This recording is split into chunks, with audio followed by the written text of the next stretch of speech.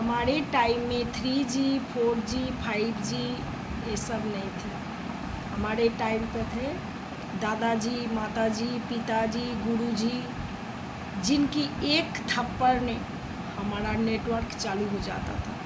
सच में तब इतना डरते थे हम बड़े बुजुर्ग को कि हमें दूर से ही लगता था कि अगर कुछ कह दे तो हमारा हटपिल ना हो जाए।